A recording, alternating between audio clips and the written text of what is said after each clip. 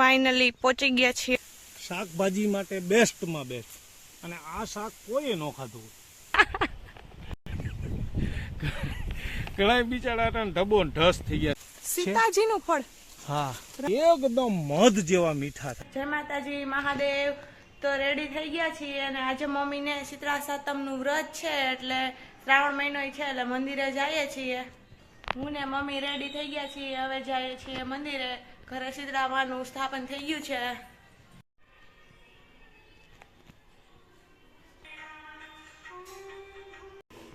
હવે જઈએ છીએ મંદિરે.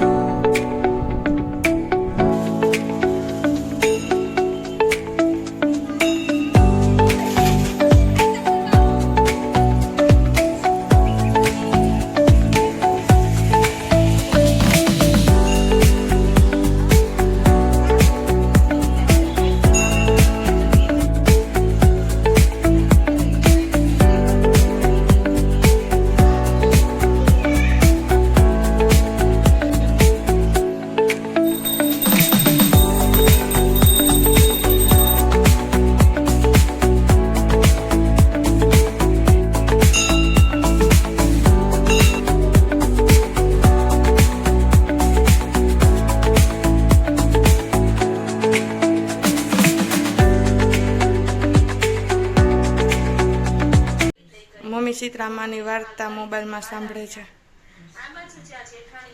વચ્ચે વચ્ચે એમાં સામું જોવે, વાર્તામાં ધ્યાન દે. આજે શીતળા સાતમ છે તો મમ્મીએ કાલે જ બધી રસોઈ બનાવી લીધી હતી અને અમે એકટાણું કરવા બેઠા છીએ. અને એકટાણું કરીને પછી અમે જાશું વાડીએ. એકટાણું કરવા બેઠા છે. એના હાથું આપણે ટાઢું ખાવાનું. બોલો, થેપલા ને બધું ખાવાનું. આ ગરમ રસોઈ નથી, આ ડ્રેગન ફ્રૂટ છે. જો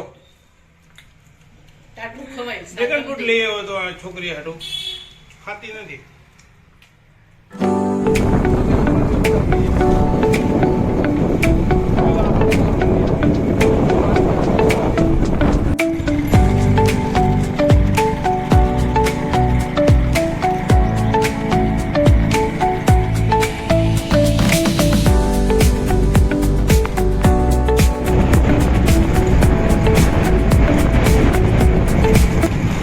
ફાઇનલી પહોંચી ગયા છીએ વાડીએ. નાળિયેરી પણ મોટી મોટી થઈ ગઈ છે. આ બધી ભેંસો અમારી બેઠી છે, આરામ કરે છે. કૂવો આખો ભરાઈ ગયો છે પાણીનો.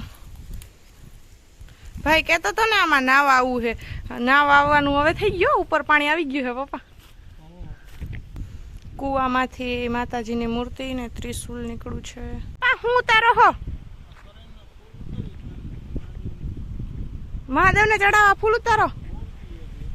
બહુ પ્રિય છે કરણ ના ફૂલ.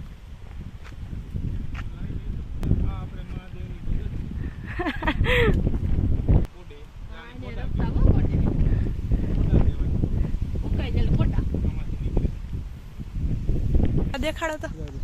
આ કોડા કહેવાય. આને કોડા કહેવાય. આમાંથી કોડા જેવો અવડોક નીકળે. હું રમતી પપ્પા બાયું. આ કોડે રમતી પેલા બા. ઢબો ને ઢસ. ઢબો ને ઢસ. ઘણાને અટાણે ઢબો ને ઢસ થઈ ગયા છે. ઘણા બિચારા અટાણે ઢબો ને ઢસ થઈ ગયા. અને મશરૂમ કહેવાય, બહુ ઉપયોગી છે. ખાવામાં હાલે અને દવાના ઉપયોગમાં હાલે.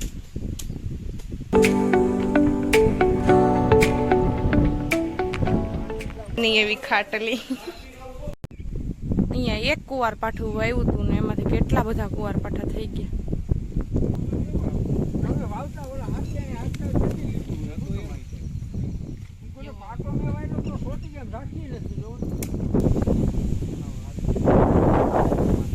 જામફળ આવ્યા છો, નાના નાના. જો જામફળ, આ લાલ જામફળ થઈ ગયું છે એટલા માટે તમે રોપા આવ્યા છે આમાં. અને હજી નાના નાના છે, હજી આખી લૂમ થાય ખારેકની જેમ.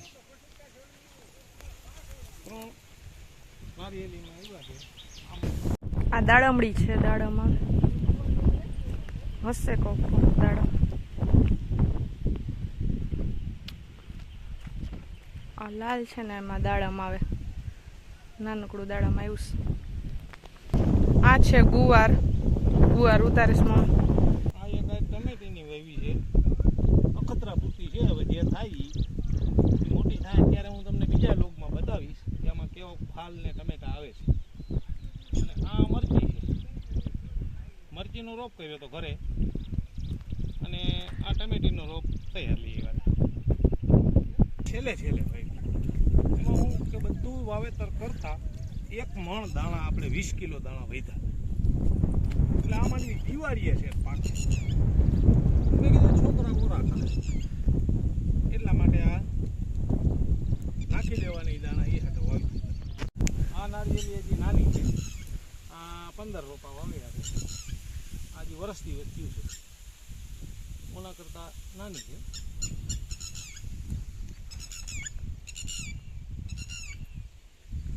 પપ્પા કંટોલાનો વેલો ગોતે છે. કંટોલા ઉતાર લેજો, ઝીણા હે. આને કંટોલા કહેવાય. શાકભાજી માટે બેસ્ટમાં બેસ્ટ. અને આ શાક કોઈએ ન ખાધું હોય. જે ખેડૂત છે ને એણે જ ખાધું હોય. આ શાકભાજી માર્કેટમાં ન મળે, આ જૂજ જ જોવા મળે તમને. અને ચોમાસામાં એક જ વખત તમને આ જોવા મળે, પછી આખી સિઝન ન જોવા મળે. બીજા શાકભાજી બધા મળતા હોય, પણ કંટોલા એ કુદરતી છે. આ કુદરતી થાય, જો વાડી ઝાડમાં થાય.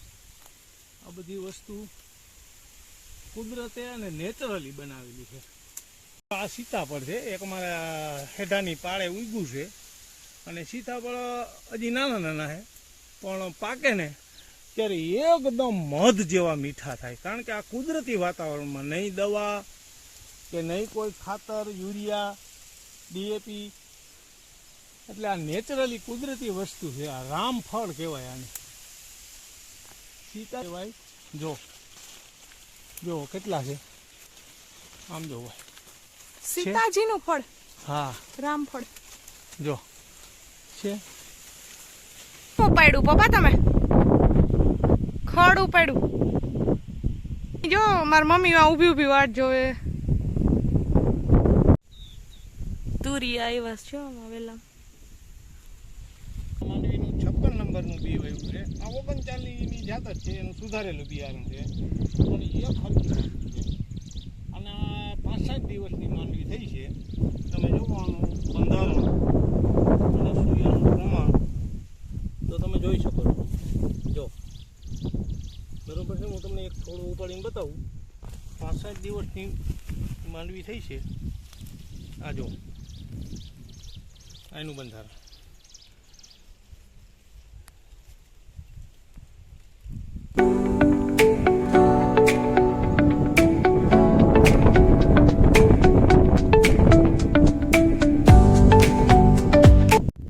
જો અમારે આજે બેનકીને વાડી આવીને બહુ મસ્ત મજા આવે છે. એને તો આમ લીલી હરિયાળી દેખે ને ત્યાં તો એનું દિલ ખુશ થઈ જાય. અને ખેતરમાં જો માંડવી વચારે ને બધે જો ઠેકડા મારે ને આમ જો તો એને એમ થાય કે જલ્દી ઓરા ખાઈ લઉં એવું મન થાય છે એને. હા, જો આખું ખેતર લીલી હરિયાળી જોવે ને એને નકરી મસ્ત મજા જ આવે. અને અમારે જો આ જામ સાહેબ છે ને બેહી જાય છેટે આવી, કામ ન કરે કઈ. હા,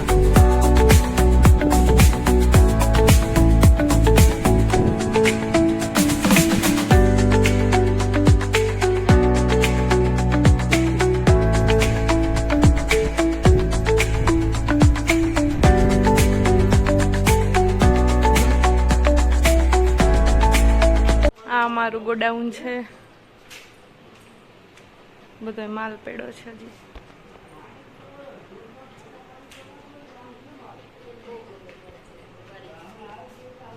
અહીંયા હિંચકો બંધ થતો ઉતારી લીધો છે. બિલાડીનો ટોપી કહેવાય.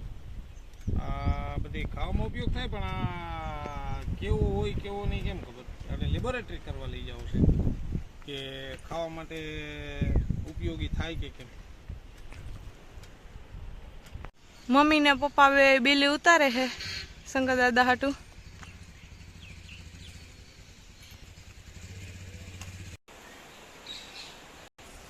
છે ભથેશ્વર મહાદેવ.